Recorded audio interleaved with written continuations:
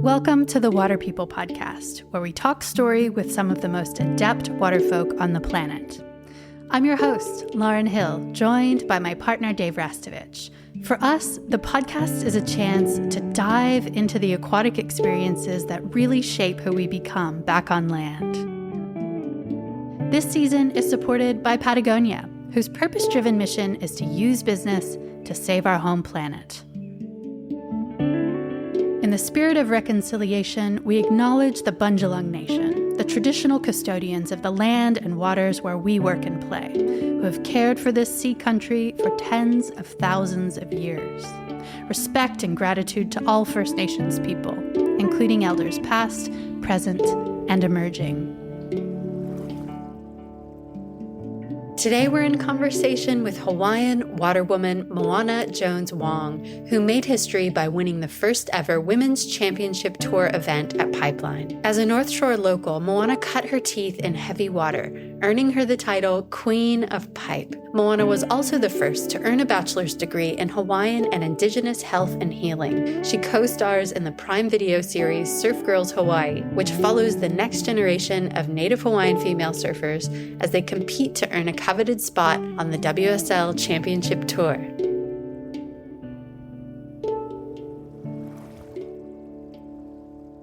Moana, we always begin these conversations by asking about a time or experience after which you were never the same. Can you share a story like that with us today? Yeah, for sure. I think growing up on the North Shore, being surrounded by such powerful waves that are different than almost everywhere else in the world, just due to how dangerous and how just daunting they are. I have so many stories of moments of me out in the ocean that I'll never forget ever, and it changed my life each time. But the most impactful memory and moment of my life in the ocean that I know that my life forever changed because of this moment in the ocean was a couple months ago. I was out at Pipe and it was at the backdoor shootout and the waves were extremely big. I was on a team De Hui Wax, and all my teammates were boys, and I know all of them very well, so it was fun. It was like surfing with my brothers. So I was really nervous, but also at the same time, I was with them. So I was like, okay, if anything happens to me, I know they'll come and save me. So I was out there and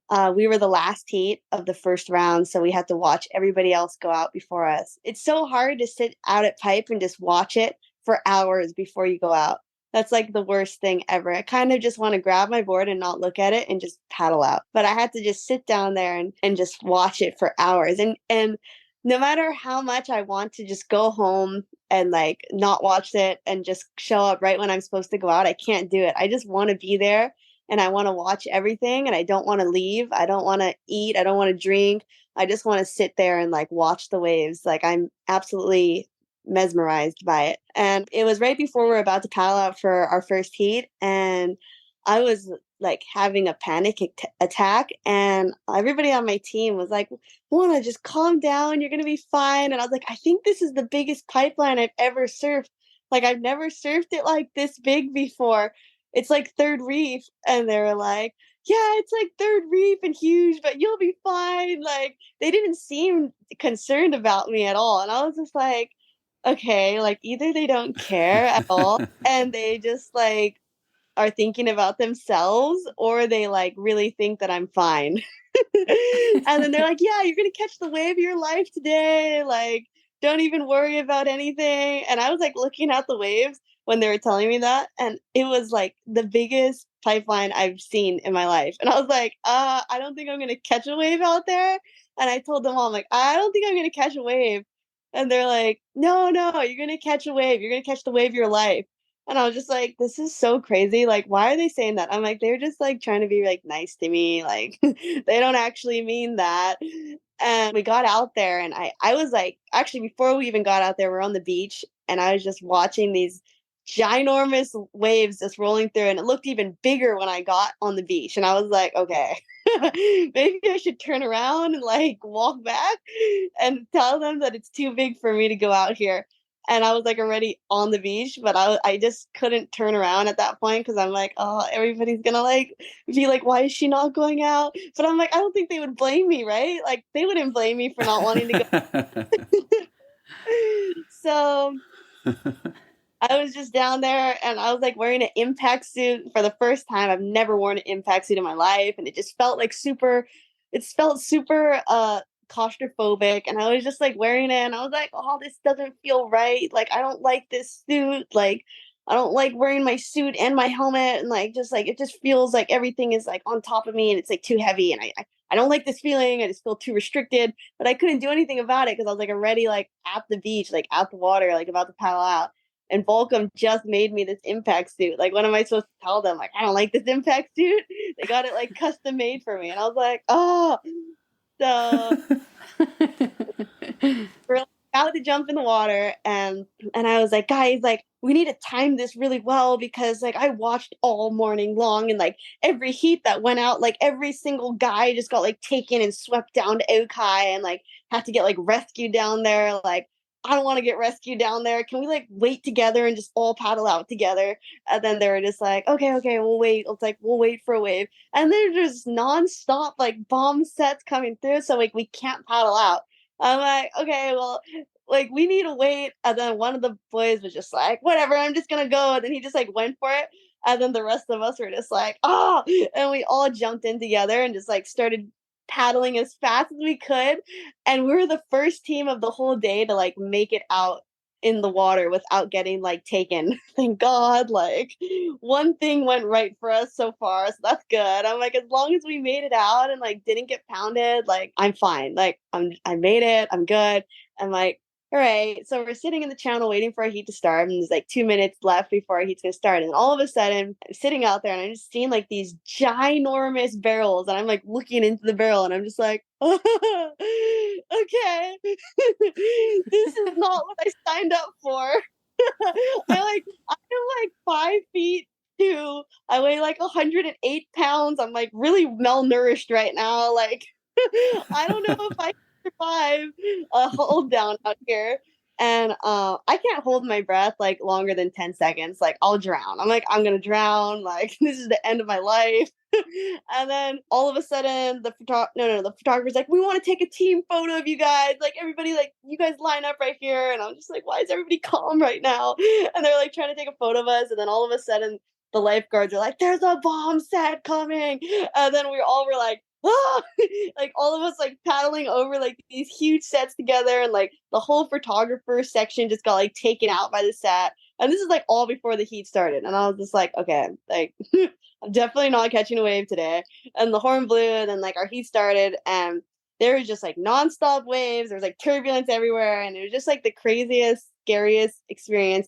And I didn't catch a wave. I was like, okay, yeah, I knew I wasn't gonna catch a wave. Like, obviously not gonna catch a wave out here. And I could tell that even the guys on my heat were being way more cautious than normal. And that freaked me out even more because I'm like, if they're being cautious, like I had Billy Kemper on my team, Makua Rothman, Kalog Race, and the boy Emio from Tahiti. They're like gnarly chargers. Like if they're being cautious out there, it must be super gnarly. So now I'm just like, okay, I need to get out of here. Our heat ended. I like quickly caught a little whitewash in next to like all the boys and like made it up the beach and like took off my ginormous impact suit and I felt like a million times better. And then they're like, hey, you guys have one more heat today. And I was like, oh, okay. And you guys are the last heat of the day. And I was like, okay. And I was like, I saw Baron Mamiya. Baron Mamiya is one of my childhood friends, like one of my best friends. And I was like, Baron, do you want to take my spot? Like, do you want to take my spot in the next heat? Like, I don't really want to go out. And he was like, no, I don't want to take your spot. It's so gnarly out there right now. Like, I don't want to go out. And I was just like, oh, okay. I'm like, I don't want to serve. Does anybody want to take my spot? Like, I was asking people to like take my spot. And everybody was just like, no, just go out for your heat. And I was just like, oh. I was like, okay. So finally, like the time came for us to go out for our second heat. And by then it got even bigger. It was like bigger than before. And I was just like, if I didn't die the first time, this is the time that I'm going to die now. And I was just like asking everybody, like, which board should I use? Should I use a 6'6" or should I use a 6'10"? Like, do you think this leash is strong enough? I'm like, do you think I should wear my impact suit or should I like wear like not an impact suit. Like, what do you guys, I was like, I was a mess. Everybody there was just like, they never seen me like that. And like, want you to like drink water and like calm down. Like, did you even eat today? And I was like, oh no. And they're just like, oh, okay, whatever. You just like put your wetsuit on and get ready. Wax your board. And I was just like, okay. And I was like carrying it.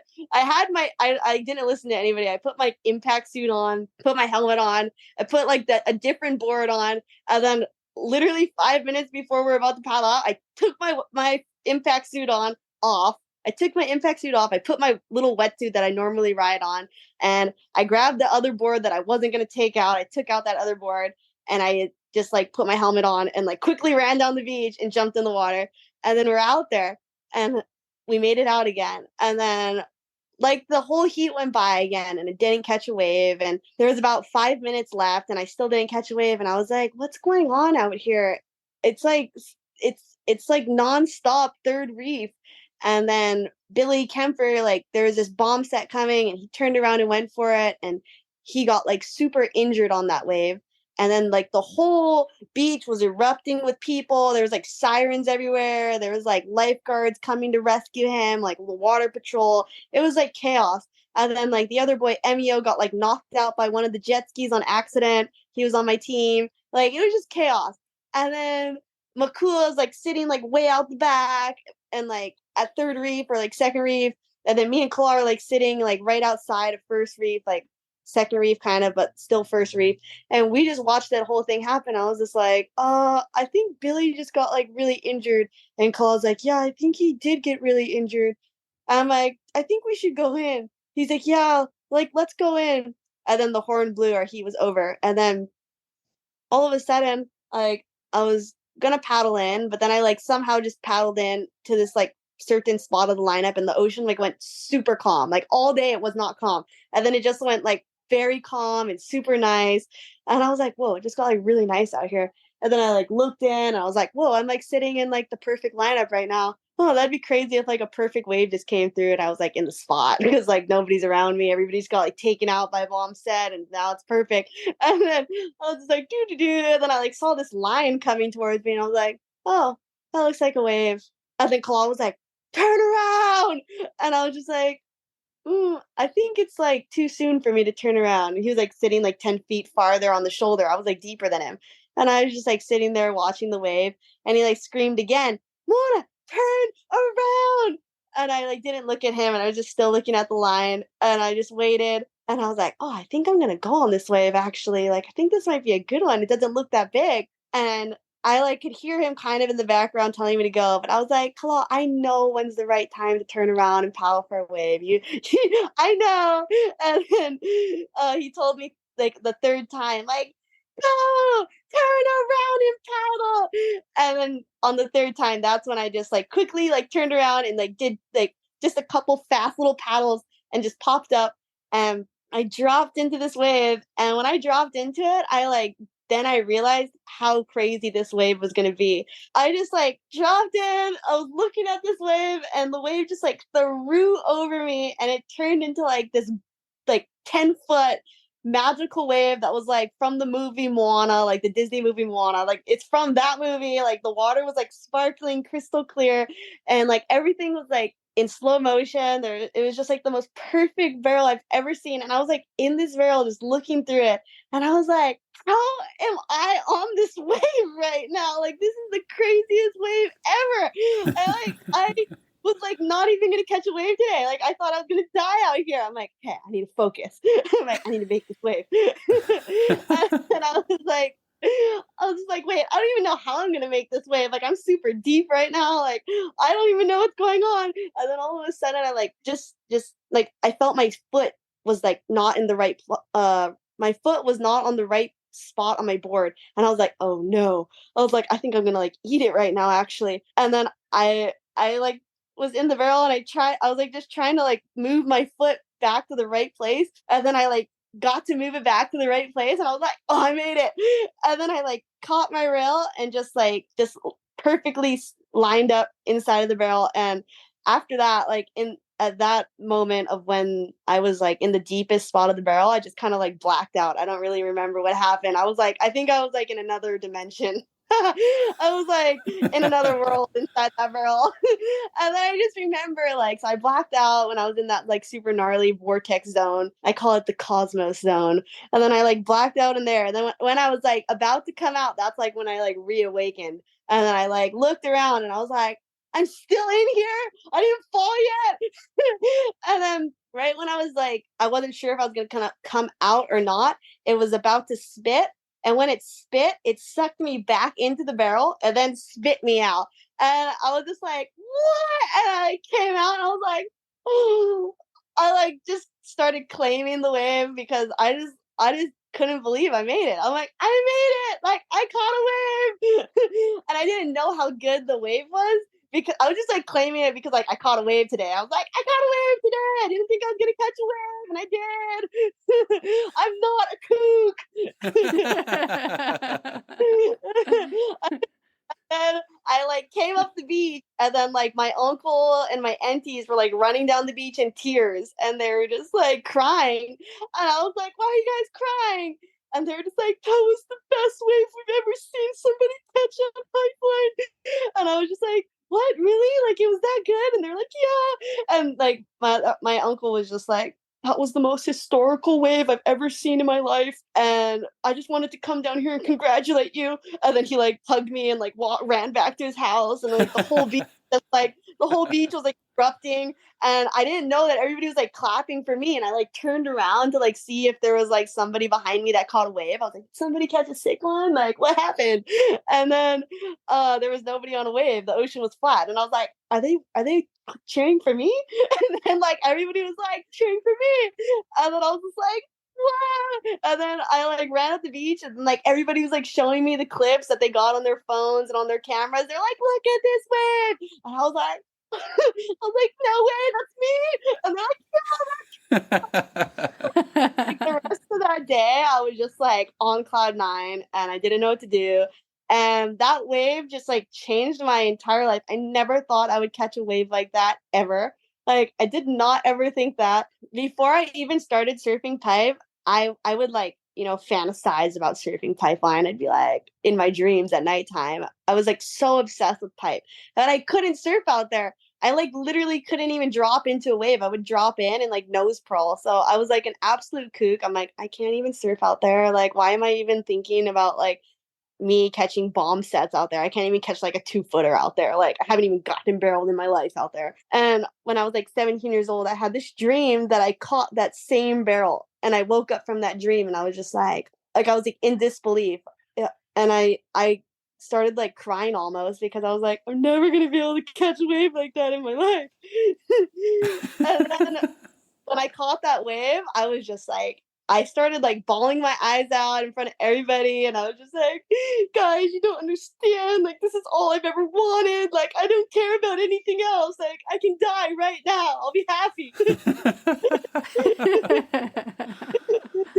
So, I have to say that your recounting of that moment is potentially one of my favorite surf sharing moments I've heard, and I can't wait for you to get more barrels, especially around the world, of different types, and hear you explain the feeling, because I don't know, right then you had us right there with you through that experience. And it's not that common to find surfers who can experience like the deepest, most exhilarating tube rides around the world and then articulate it well, because most of us just go, it was oh my God, and we just grunt and make weird sounds. So thank you for being able to articulate all that, because that is a lot of emotion and a lot of experience in a very short but very potent moment. It's crazy because a barrel is like so short. Like it's not long.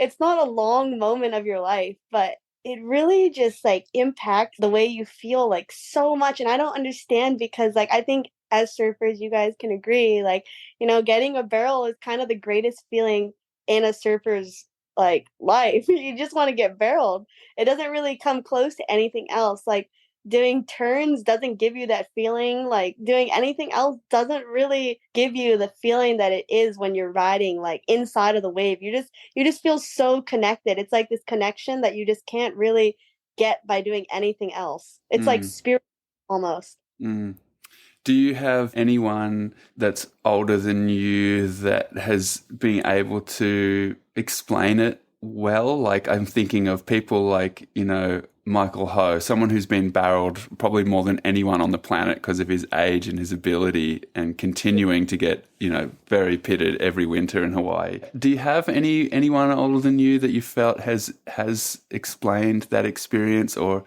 put it into words in a way that you appreciate? I have never been able to talk about like what it's like for other people getting barreled before. I've never heard anyone else's like crazy stories before. So I can't really say. I've never asked anybody what it's like for them getting barreled. I don't know why. Maybe it's because I'm shy and I like don't really know if that's a weird question to ask. I'm like, is that weird? Like, that's so weird. Like, am I gonna look like a dork by asking that? Like, I do want to ask that, but I don't know. I think a lot of the older generation of surfers, they're pretty men of few words. They don't really say much. Like I was pretty close to Uncle Derek Ho, and he was very like man of few words. He hardly like said anything about like what it was like getting barreled and like this and that. He would like mutter off a few words here and there, and like that's about it. I'd be like, "Oh, Uncle Derek, you just got like the sickest barrel ever. That was so crazy." Like he's like, "Yeah, that was a fun one." And then just like back up. I was like, what? Like, what do you mean that was a fun one? Like, that was sick. Moana, how did that wave change you? I'm curious about what the difference was in you before that wave and after that wave. So before that wave, my confidence was literally non-existent. My confidence was like in the deepest part of the ocean, like hidden underneath a rock. I felt like totally like disconnected from the ocean because a month prior to that, I was at the Vans Pipe Masters and I got seriously injured in my first heat on my second ride of the event. And I've never gotten like injured like that out at Pipe before. I never had a feeling of such fear out at this wave, and that really like shook me up a lot, and that made me afraid. I was like, oh, I don't know if it's like worth it to surf Pipeline. Like I thought like Pipeline like loved me, and I thought that like I thought she like wanted me to surf out here and like be out here, and like I never thought that I would like get so hurt out here. Like it really made me take a bunch of steps backwards. Like I felt like I was really not supposed to be surfing out at Pipe anymore. I'm like, I don't think I should be surfing out here anymore. Like this doesn't feel right anymore. And then coming up to that event at the backrow shootout, I was still very like unsure if I should, be out there because of what happened.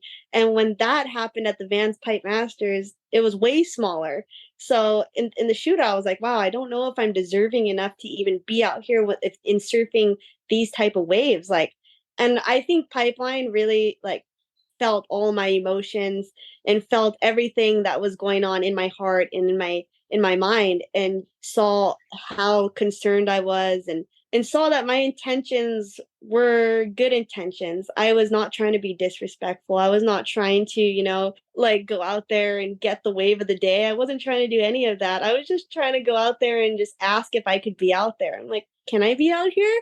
Like, is it okay for me to be out here? I don't know. Like, I don't want to be out here if it's not okay for me to be out here. So when I caught that wave answered like all the questions that I've ever had ever, like in my surfing. It just made me feel like everything that I did and everything that I like questioned prior to this, like it's out the door. I don't need to worry about like any of these questions in my head. I do deserve to like surf out here. And this wave does want me to surf out there. Like Pipeline could have gave that wave to anybody, and she gave that wave to me. And I got like, I can say this with 100% confidence. I got the wave of the winter, and I've never seen a woman ride pipeline like that ever. And I know I'm the best woman to ever surf pipeline and ever surf barrels. I'm the best. I can say that with confidence because of that wave. That wave like made me really, really realize that I have something special in me. And I don't know how I got this. And I don't know how I got to be this person to, surf these big barreling waves, but I got chosen to be that. I don't think that like you can just go out to pipe and like luck into a wave and just like you somehow caught like this craziest wave of your life. Like I really feel like these waves are like entities. Like I really feel like it's just more than a wave. It's like really a spiritual thing out there. And like to get chosen to get a wave like that, it was a spiritual awakening on so many levels. And it made me realize like how real this wave is. Like it's just like alive. It's so alive. And you wouldn't know that if you just didn't spend a lot of time out there. But if you spend a lot of time out there, you'll see that there's so much more to surfing pipe than meets the eye. And it's kind of crazy to talk about because it's like you want people to understand you, but then you can't really understand something unless you experience it for yourself, kind of. So it's like you would have to just go out to pipe and like feel the energy out there, and you would know as soon as you get out there. And as soon as you feel that energy, you would like know what I'm talking about. I've felt that before. We spent a little bit of time in Tahiti and got to be in the lineup at Chopu, and you can feel the mana there too. It's just like sitting in the water. My first feeling was like, who do I need to pray to be in this lineup? It is so majestic and so full of energy and so animated. And I love the way you talk about pipeline as a she. I'm curious about why a she? I think it's a she because, well, growing up, all of like the old uncles and all the boys, they always say pipeline and reference pipeline as a woman. And I always just was like, oh, I wonder why it's a woman. Like, that's interesting. Like growing up, and I would see like paintings of like a barreling ride, and like within the barrel there was like a woman's face. And I was like, oh, that's really cool. Like, wow. And when I started surfing pipeline, in the back of my mind, I always like thought like, oh yeah, pipeline's a woman, like it's a she, yeah. And then I didn't really know why, and I kind of figured out why throughout the years. And from the first time I went out there, I thought I was like a good surfer. I was like 12 or 13 years old, and I was like, yeah, I'm a good surfer. Like I surf all those waves on the North Shore. I get barreled at all the spots on the North Shore. Like I can surf pipeline. I was kind of like a little confident 12-year-old. And I like went out to pipeline, and with Baron Mamiya, actually, he was like, come on, let's go surf pipe. And I was like, okay. Like just went out there, and like as soon as I walked on the beach, I already realized like, oh, like this is different. Like this is not like the other spots. I already felt that mana that was like building up, and it was only like 1 to 2 feet that day, and I was already like freaking out on the beach. I was like, whoa, wait, I don't think I should go out there. He's like, no, come out. Went out there, and I just got like completely slammed on my first wave, just like dropped in, nose pearled, like got like swept onto the reef, like did like cartwheels, backflips, and I popped up, and my eyes were like huge, and I realized like, okay, pipeline is like no joke. And I just like a woman is, she's like moody, and pipeline is very, very like moody, and she's the boss. Like if you think you're the boss, she's gonna shut you down and be like, no you're not, like let me show you who's the boss right now. And that's what she did to me the first time. I felt like I was just like a little kid getting spanked on the hand for doing something wrong. And I was like, oh yeah, I did something wrong. Like I made pipeline mad. That's why she slammed me out there. I mean, I didn't go back for a while. I was like, I'm not coming back here until I'm like way older. Like I shouldn't be out here. And then like years later, when I was like 15 or something, I like tried to go out and surf again, and I just kept getting pounded and pounded, and I wouldn't make a drop. I would just like eat it all over the place. And I was like getting frustrated. I was like, why does pipeline like not like me? Like pipeline, why don't you like me? And I was thinking about it. I'm like, well, like I know how like sometimes girls are like kind of, like they don't like other girls. Like maybe she just doesn't like me because I'm a girl. And like that's what I was thinking in my head. I was like, she must like not like me, and she's like pissed off, and she doesn't want girls to surf out here. That's why no girls surf out at Pipeline. That's like the conclusion I came to in my head. And then I would just think about it every day, and I was just like, oh, this is so frustrating and like so hard. It's like I love Pipeline, but Pipeline like doesn't love me.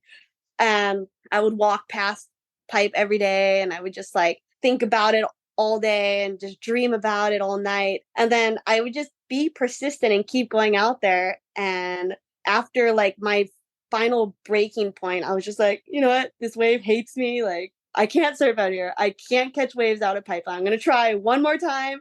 And if Pipeline doesn't want to give me a wave out here, I'm never coming out here ever again. And I went out that day, and then I was very humble in my heart because I just got impounded for like 5 years out there.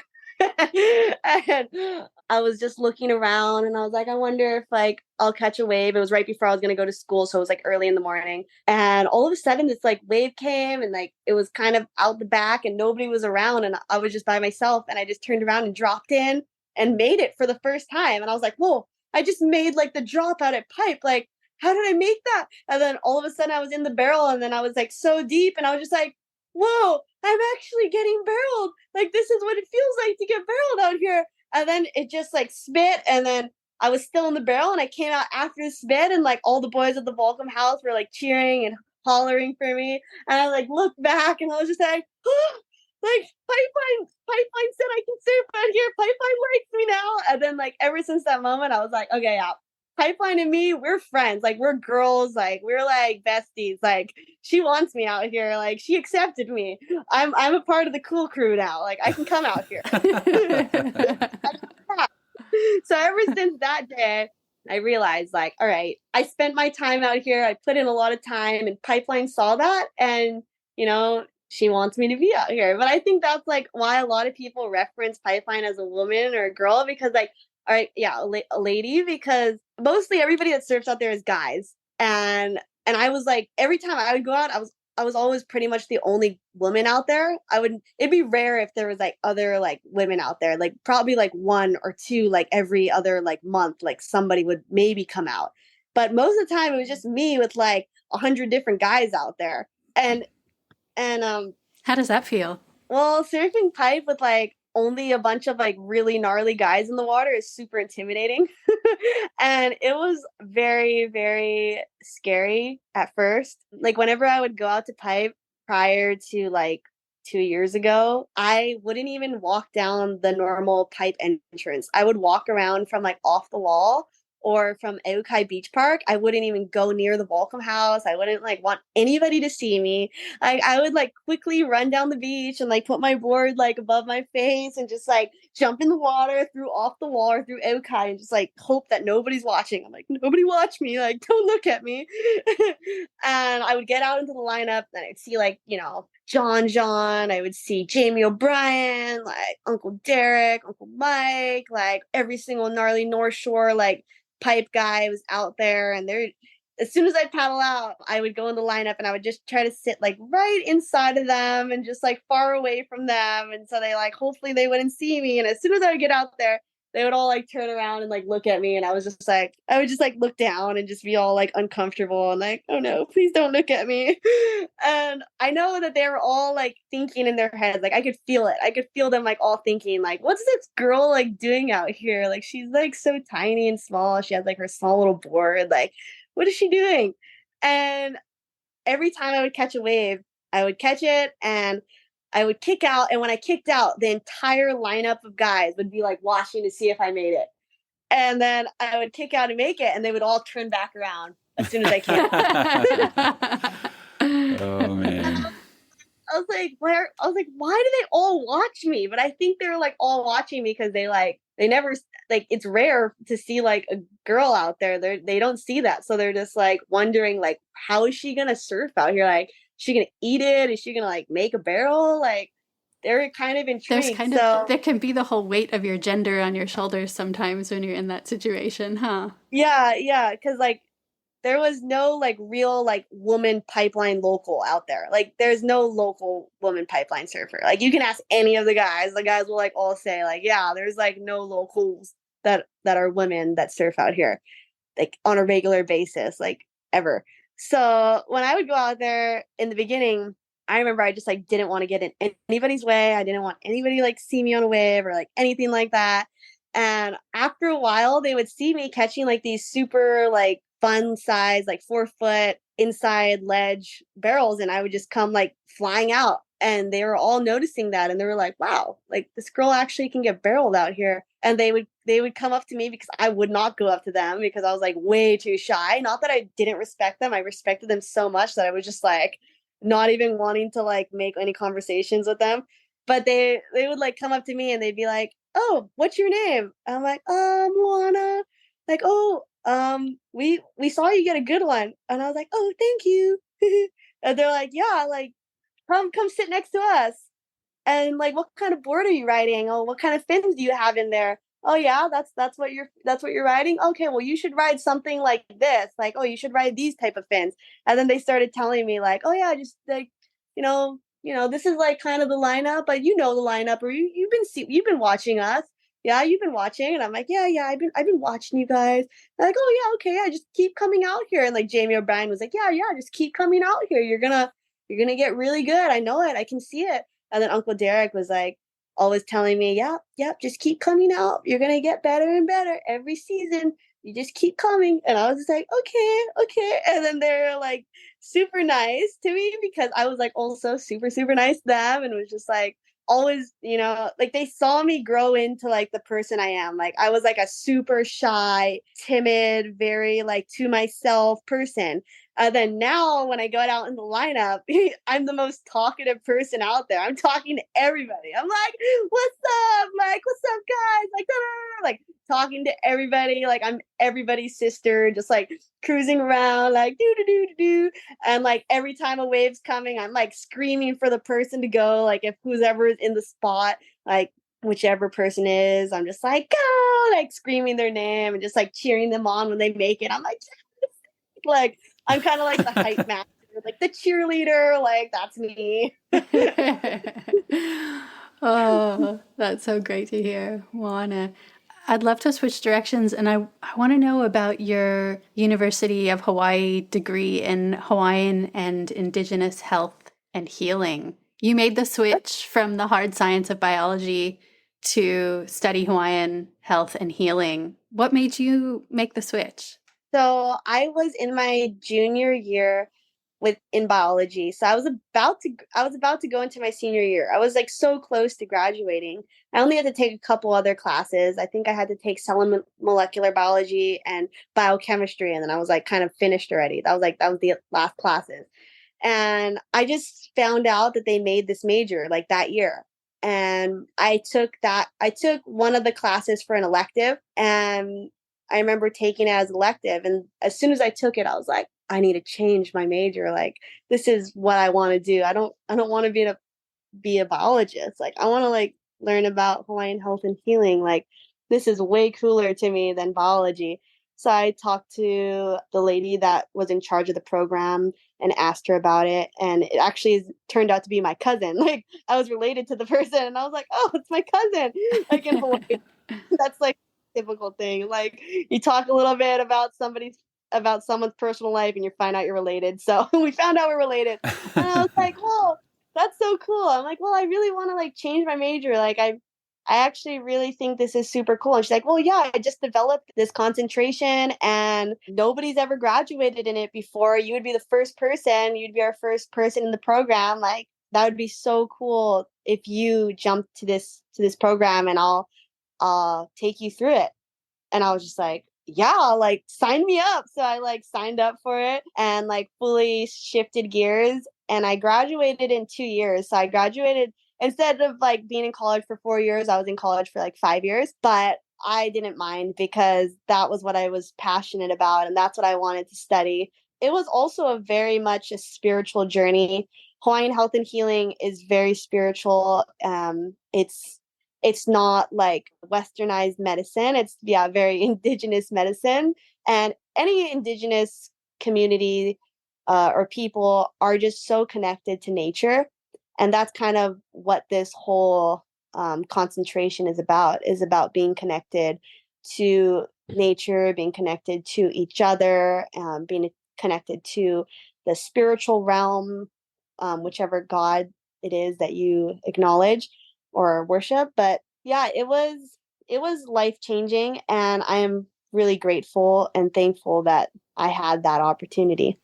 On the University of Hawaii website, it says that the Hawaiian and Indigenous health and healing concentration strives to create a pathway for the dissemination of traditional healing knowledge and skill that will serve as a model for other Indigenous groups. I was really curious to ask you about your experience in the difference between traditional Hawaiian concepts of health and well-being and how they differ from imported Western ideas. And specifically, I was hoping you could talk to us about the Lokahi triangle. The way that Hawaiian people view sickness is so much different than the way that Western society views like sickness. If someone got sick in a Native Hawaiian setting, they would look at so many different things to why the person, got that sickness. Like what kind of trespass, like what kind of heva, like that's a sin. Like, what did they do to bring this sickness upon them or upon their family? They didn't just get sick for no reason. There's a reason behind this sickness.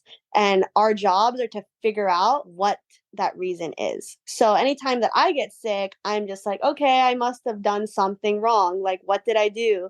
And I try to identify like what I did to bring that sickness upon me, or it's like something's off in my body and I need to balance it again. This is where it brings into the Lokahi triangle. Lokahi means harmony. It means like balance, harmony, unity. So every Hawaiian wants to be in Lokahi with God, Akeakua, with Kanaka, that's like your fellow humans, and the Aina and the Kai, which is the land and the ocean.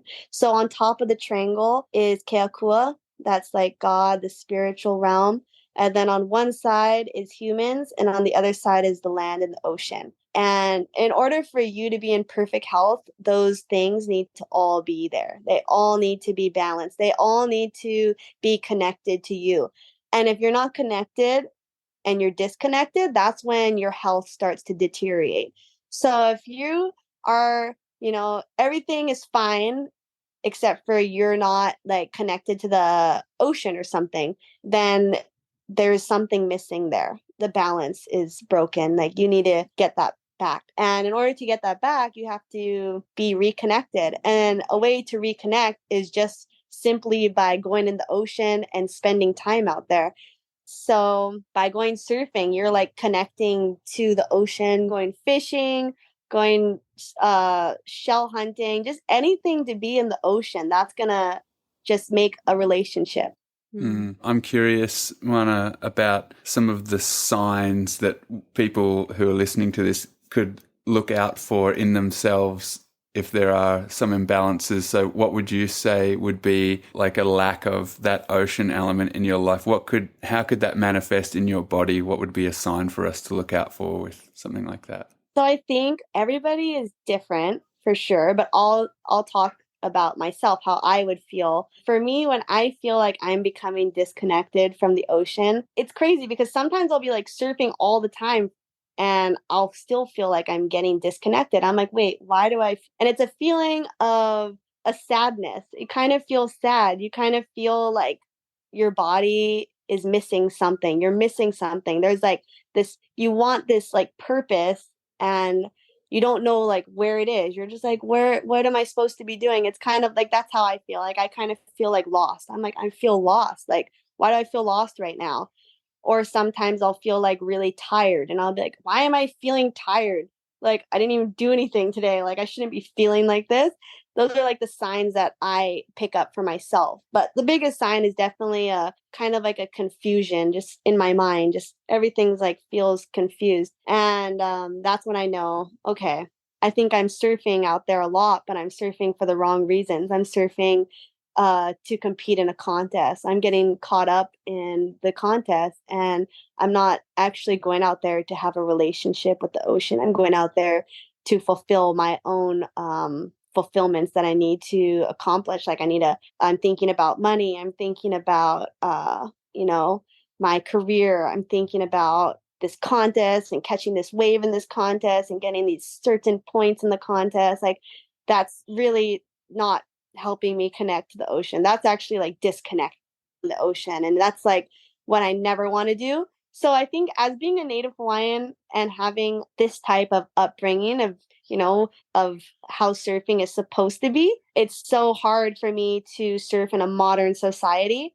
because not everybody grew up the way I grew up, and everybody thinks differently about surfing kind of than I do because I was born and raised in Hawaii. I'm Native Hawaiian, and like everybody in my family has been surfing for generations, and this is like where surfing came from. So to us, surfing is like such a different thing. And when I get caught up and start surfing like how everybody else on the Challenger series is surfing, it really makes me sad. It makes me really sad inside, and it makes me feel really lost. And then when I come back, like for example, when I was in Australia, I started feeling like that, and I was like, whoa, like I don't want to feel like this. I don't want to like make my surfing ever, come to this place. And I knew I just had to get back to Hawaii. I'm like, I have to get back to Hawaii like as soon as possible. Like I need to go and like reconnect over there and like be grounded and rooted and just like get my intentions right again because I feel lost right now. And as soon as I jumped off the plane and stepped foot on Hawaiian soil, I was like, okay, I'm back. And then jumped into the water over here, and it just felt like the ocean was like giving me a hug. Please stay tuned while we take a quick break to acknowledge the folks who help make our podcast possible. If the first 50 years were an experiment, to prove that a business could be responsible and successful, turns out it's not just possible, it's profitable. So what's next? What's next is simple. It's human-powered, and it's finding the joy in doing difficult things. What's next is turning capitalism on its head and putting all our money where our mouth is. What's next is unstoppable. Thanks to Patagonia for their continued support this season and for prioritizing purpose over profit to protect our wondrous planet, our only home. Born on the back streets of Byron Bay, Stone and Wood is a certified B Corp started by three mates who wanted to make a beer business with a difference, a brewery for the community. Through their ingrained foundation, Stone and Wood donates money and volunteer hours directly to the communities where they work and live, focusing on the environment and social causes at a grassroots level. Thanks for your support this season, Stone and Wood, and thanks for giving back to our community here on the Northern Rivers. Learn more at stoneandwood.com.au.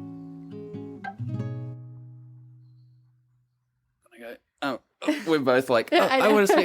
Go ahead. I love your nuance in that you were saying, going surfing may not necessarily mean you are connecting with the water. And I would have to say, as someone who visited the North Shore every winter since I was like 14 for like 20 plus winters, I actually was really intimidated by the human element.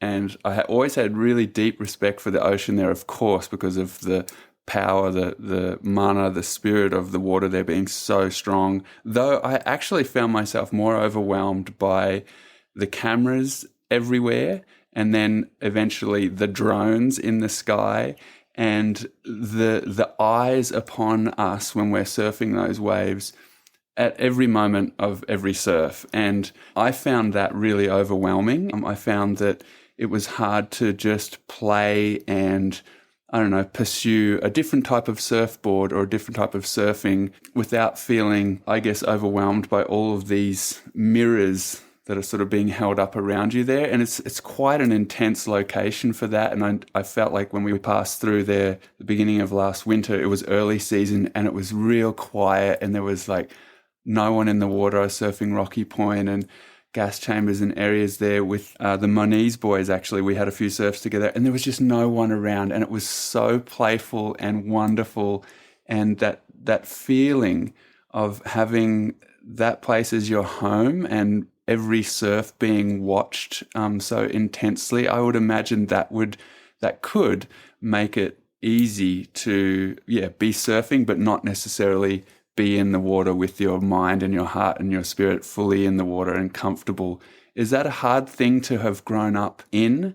Do you find that you need to escape in any way, or are you able to dance within all of that comfortably these days? Growing up, there wasn't many cameras around. Actually, it was kind of crazy. If you saw a camera on the beach, you would be like, "Whoa, there's a camera!" Like, I wonder if this person's gonna take a photo of me. Like, that'd be so cool.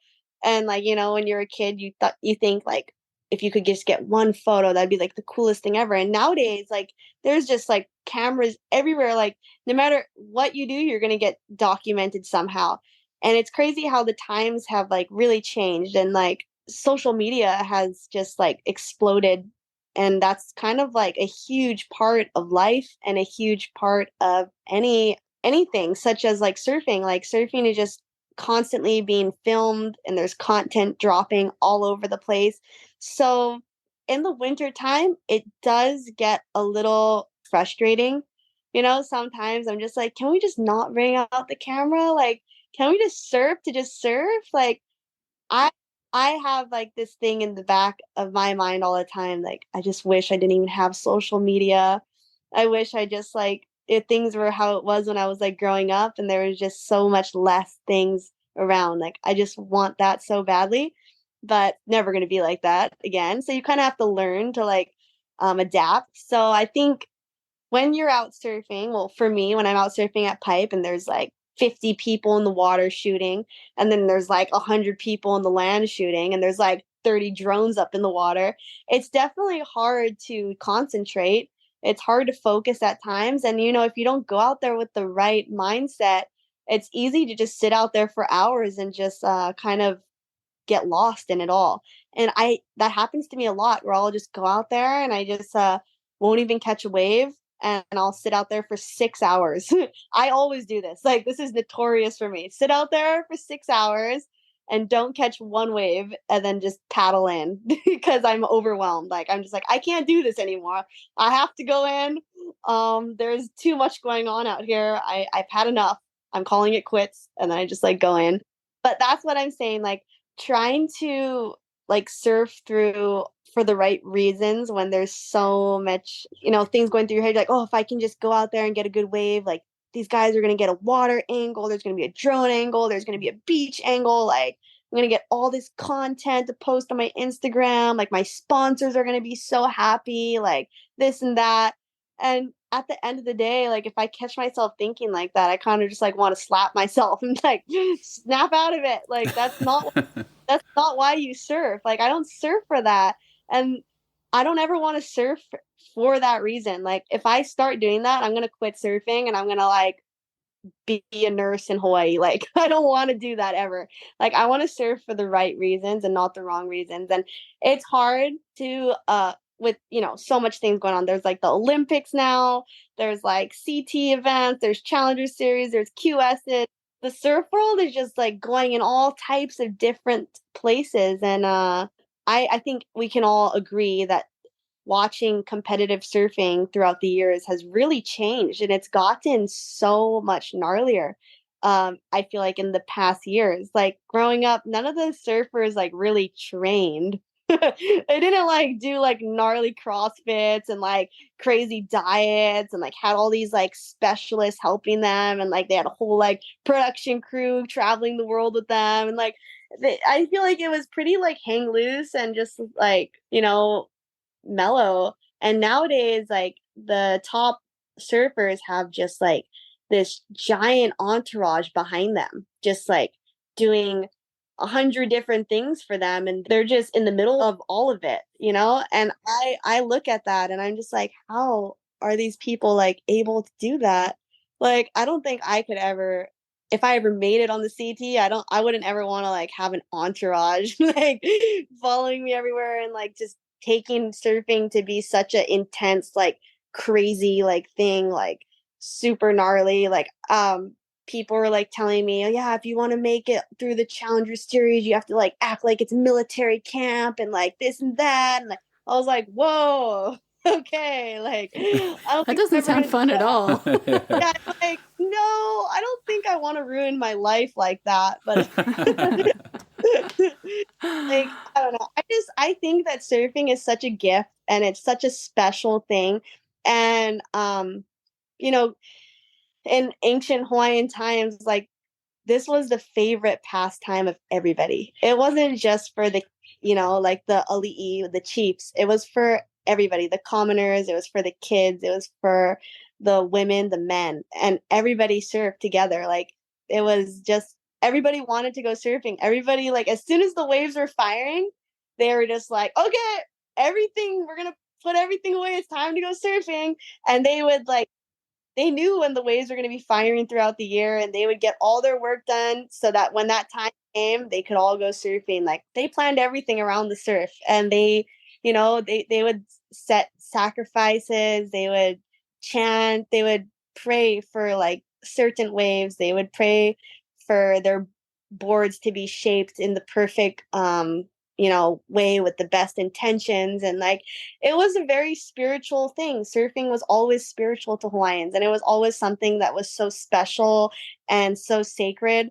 It wasn't like looked on like for me, I feel like some people nowadays in modern surfing just get so caught up with like their performance and like this and that, and they forget about the ocean. It's like we can't forget about the ocean. Like the Hawaiians, they knew that the ocean, it needed to be respected and it needed to be like praised. And like even like the gods, you have to praise the gods for the waves, and everything was just it was just different. So I just hope like that I can like teach that to other people, and the next generation of surfer kids from the North Shore. I hope that I can mentor them in my surf club. I have like a surf club, and I love to tell the kids about how ancient surfing was, so that we can not it's not going to be the same as ancient surfing, but we can have that same mindset of how they had, with admiration towards the ocean and just so much respect and love for it, and to take care of it because it's going to take care of you in return. That reminds me of Beautiful. that is beautiful, your senior project that you presented called Surfing More Than a Sport. And you implied that surfing has healed you of many things. Can you speak a little bit to that project, what inspired it, and why you decided to focus your thesis on the relationship between healing and surfing? Yeah, so for my senior project, I didn't know at all, like me and life in general. I never know at all what I'm going to do until all of a sudden, like right before it's about to be due, then I'm just like, boom, I know what I need to do now. I'm going to do it. It just comes to me out of nowhere. So I told my professor like last minute, I was like, can I do how surfing heals Native Hawaiians, and like something about that. And I was supposed to do something completely different because they gave me like criteria and like a whole like different thing. I could have done it about like Hawaiians and diabetes, Hawaiians and heart attacks, like things like that. Like it was so different from surfing, like nothing to do with like that kind of stuff. And I was like, I really think that I could make a really cool paper about how like surfing heals Native Hawaiians. Like I've never seen a paper like that before, and I don't think anybody's written one, and I want to write one. And she was like, okay, yeah, that sounds creative. Yeah, I guess you can do it. And I was like, oh, okay, cool. So I did so much research about ancient Hawaiian surfing and what it meant to them, and about the ocean in general to the Hawaiians. And the Hawaiians knew that the ocean had the power to give life, and it had the power to take life. I still think that is so relevant today in many different ways, not just in like the literal sense of like the ocean can kill you and the like things like that. Like I'm talking about like a spiritual healing, or like even a physical healing, emotional healing. I feel like going into the ocean for some people, not everybody, because some people are afraid of the ocean, but for some people like me, myself, when I go into the ocean, I feel like when I come in a better person every time. I feel like when I'm out there, all the cares in my head just here, and everything becomes clear. I'm not really worried about, paying rent, paying gas, paying for groceries. I have to, do this, I have to do that. Like, what am I going to do in the future? Like, Am I ever going to be able to buy a house in Hawaii? Like, everything's so expensive here. Like, what's going on? Oh, this and that. And all those cares just get taken away out there. And it's kind of just a therapeutic place for me. It's a place where I go to find peace, comfort, love, harmony, everything. I feel like in my darkest times, the ocean gave me like everything that I needed to make it and to survive. Through all my traumas in my life, through my like darkest times is when I started surfing Pipeline, actually. And I really say, like, to everybody, like, yeah, Pipeline saved me. Like, really, Pipeline saved me. Pipeline gave me the life I have, like, right now. The ocean, God, my ancestors, like, they were looking out and they knew how much I was hurting inside. They recognized that and they're like, we need to help her. Like, bring her over here. We're gonna show her what she has inside of her. So that's what I made my whole, paper about, was just about how much power of I mean, the ocean has so much healing powers in it that we don't even know about. And I really think that the ancient Hawaiians and, any ancient people knew about the healing powers of the ocean and just the healing powers of nature in general. Like, everything in nature, like, we all used to be so connected to nature, but with modern society and technology, it's so easy to lose focus on that and just be stuck to your screen and just be scrolling through social media all day long. If we could just disconnect from that and reconnect to Mother Earth, where we're supposed to be connected to, I think so many things would be healed, such as depression, anxiety, sleeping problems, all types of diseases would be cured if you just, spent more time in nature. And for me, my time in nature is spent out in the ocean. And that's pretty much what the whole paper was about in a nutshell, just how I found my healing in the ocean. After your studies, Moana, I was curious to ask you about your dream for your community in terms of cultural and spiritual healing and well-being. My dreams for my community, I really want to help enlighten not only Native Hawaiians, but everybody from Hawaii about what I've learned and what I am continuing to learn about Hawaiian health and healing, about the ocean, about the land, about how we really need to take care of it, because that's what takes care of us. We're nothing without the ocean. We're nothing without the land. We need that to survive. So I really want to be, someone that can help educate people about that. I don't know how I'm going to do that yet. Just like how I don't know how I'm probably going to, I'm just such a spontaneous person. I don't know. But things just like, whenever things just pop into my life, I'm just like, okay, it's a sign. I need to go do that. Or just like, I don't know. So I'm working on that. You've said that since you were 12, every night before you go to bed, you'd say a prayer, quote, please help me to be the first woman to surf pipe like a guy. Please help me to surf super good out there. Amen. Like you, I grew up in a boy pack of grommets, and it inspired a lot of, I guess, rejecting of my femininity in a way. And it taught me to compare men's and women's surfing in a really literal way that I don't think is super helpful for me anyway. But you said that you really wanted to surf like a guy. But what I see in you is a young woman surfing like a woman and adding her own flair and style that is distinctly feminine, but also deeply skilled. Do you feel like it might be possible that you weren't aiming high enough with that prayer by just wanting to surf as well as men do at Pipe? Yeah, I think I surf better than a lot of men out at Pipe. And I think they wish they could surf like me out at Pipe. So I really don't think that I knew my full potential, and I don't think I knew the full potential of the woman body in general. I thought that like men were just, bigger and stronger and they could just do things that I could never do. And I'm sitting over here like, I was so wrong. Because, everybody, every time, people come up and meet me for the first time, whoever it may be, like even CT surfers, like whoever they are, I won't mention names, but like whenever people see me for the first time, the first thing they always tell me is, wow, you are like so small. And they're like always, everybody just says that all the time. Like, you're like a really tiny human. Like, you surf like really gnarly waves. Like, how are you so small? We thought you were like this big, like really strong, like buff, like girl from Hawaii, like a really big Hawaiian. And I'm just like, no, I am a small menehune.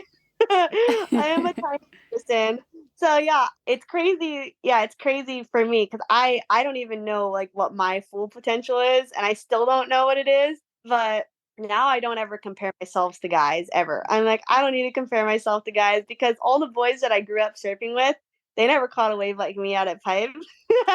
Oh, it's so great. I love that you're I can hear right now in what you're sharing a loop back to the story of how you caught that wave at Pipe, in that you were being pushed by a friend to be like, turn, like now turn. And you were just waiting, holding your line, which is so important at a place like Pipe and any wave of real consequences, that moment, where you don't paddle out to it, you don't get impatient, you got to just hold your line.